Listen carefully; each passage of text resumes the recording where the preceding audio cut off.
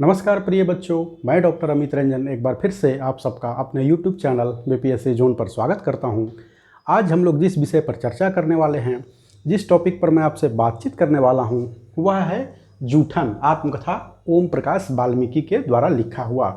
Class 12 में Hindi Bihar board में यह जो है पाठ प्रिस्क्राइब्ड है। यह आत्मकथा जो ओम प्रकाश वाल्मीकि ने लिखी थी, उनके जीवन के 3 प्रसंगों का मूलतः उल्लेख है। तो हम लोग इसको अलग अलग टुकड़ों में बांट कर देखेंगे। पहला तो हम लोग देखेंगे लेखक परिचय। लेखक परिचय इसलिए क्योंकि मल्टीपल चॉइस क्वेश्चन आता है, उसमें लेखक के विषय में पूछा जाता है और उसमें आपको विशेष रूप से लेखक का जन्म कब हुआ, लेखक की मृत्यु कब हुई, माता पिता का नाम एवं उसकी रचनाओं के नाम आपसे पूछे जाते हैं। तो इस पर आपको विशेष रूप से ध्यान देना है। तो हम लोग लेखक परिचय देखेंगे। दूसरा हम लोग देखेंगे दलित आत्मकथाओं का इतिहास, क्योंकि चूँकि यह एक दलित लेखक के द्वारा लिखी हुई आत्मकथा है, दलित आत्मकथा है, इसलिए इसके संक्षिप्त इतिहास पर भी हम लोग पड़ताल कर लेंगे। तीसरा हम लोग देखेंगे इस जूठन जो हम लोगों को पाठ है, आत्मकथा का जो अंश दिया गया है, उसके सारांश को देखेंगे और अंत में हम लोग देखेंगे प्रश्नोत्तर को देखेंगे, यानी कि इस पाठ के क्वेश्चन आंसर को हम लोग करेंगे। तो आइए शुरू करते हैं। ओम प्रकाश वाल्मीकि विरचित जूठन।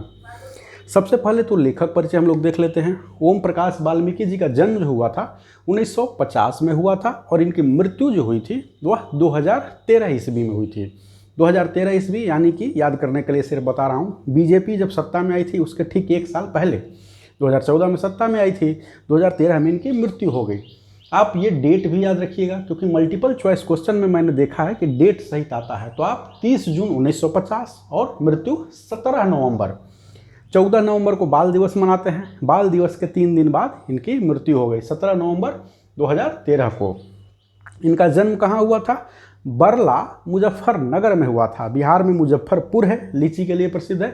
ये मुजफ्फरनगर में हुआ था। बरला मुजफ्फरनगर उत्तर प्रदेश में लेकिन ये है, यहाँ पर इनका जन्म हुआ था। इनकी माता का नाम मुकुंदी देवी और पिता का नाम क्या था? छोटन लाल था। पिता का नाम छोटन लाल और माता का नाम मुकुंदी देवी था।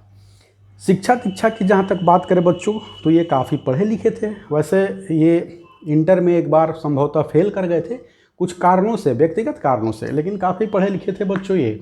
इन्होंने एमए किया था, एमए हिंदी साहित्य से इन्होंने एमए किया था और इसलिए चूँकि काफ़ी पढ़े लिखे थे इसलिए इनको नौकरी भी काफ़ी अच्छे मिली।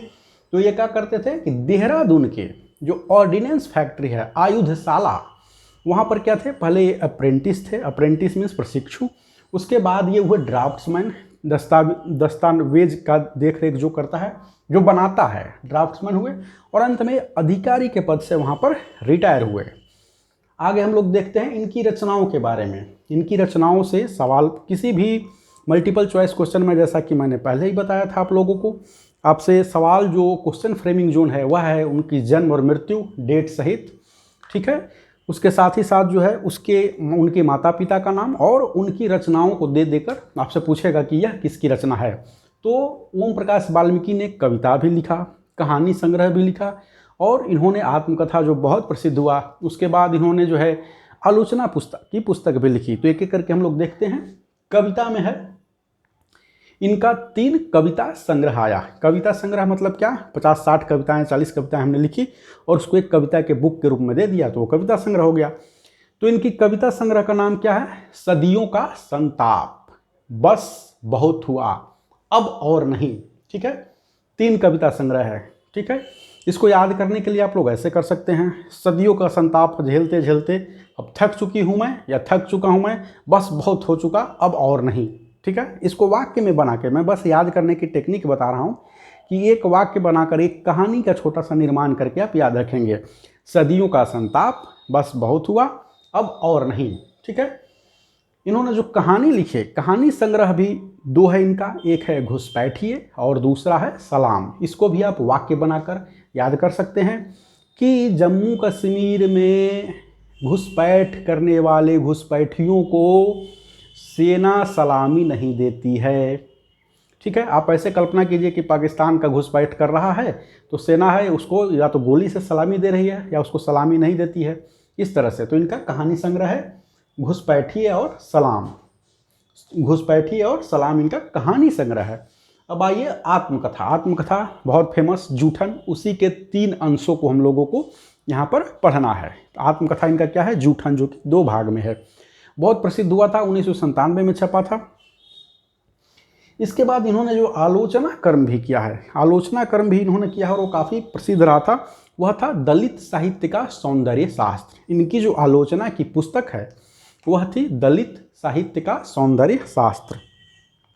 ऐसा कहा जाता है कि दलित साहित्य जो है, यानी दलित उपन्यास, दलित आत्मकथा, दलित कविताएं, उनमें जो है बहुत ज़्यादा गालियां हैं, बहुत ही विभत्स किस्म के प्रसंग हैं, ऐसा आरोप आलोचकों के एक वर्ग के द्वारा लगाया जाता है।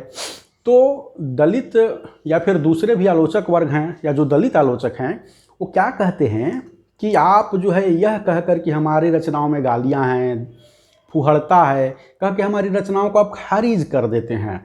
तो हमारी रचनाओं को परखने के लिए एक अलग मानदंड की आवश्यकता है, ठीक है। उन्हीं मानदंडों से जिससे कि आप रामचरितमानस का वो करते हैं, विश्लेषण करते हैं, उन्हीं मानदंडों से आप हमारी रचनाओं का विश्लेषण मत कीजिए, क्योंकि हम जो लिखते हैं वो अपने स्वानुभूति को लिखते हैं, अपने जीवन में घटी घटनाओं को लिखते हैं, और स्वानुभूति में हमारे हिस्से में गाली ही आई तो हम क्या लिखे, गाली ही लिखते हैं। इसीलिए दलित साहित्य के नए सौंदर्य शास्त्र की मांग की गई। कहा गया कि एक नए सौंदर्य शास्त्र का गठन किया जाए, उन्हीं मानदंडों से, उन्हीं निकषों से हमारे साहित्य का क्या किया जाए, हमारा विश्लेषण किया जाए। तो इसलिए इन्होंने आलोचना के जो ग्रंथ लिखा था वो था दलित साहित्य का सौंदर्य शास्त्र। इनका आलोचना ग्रंथ काफ़ी फेमस।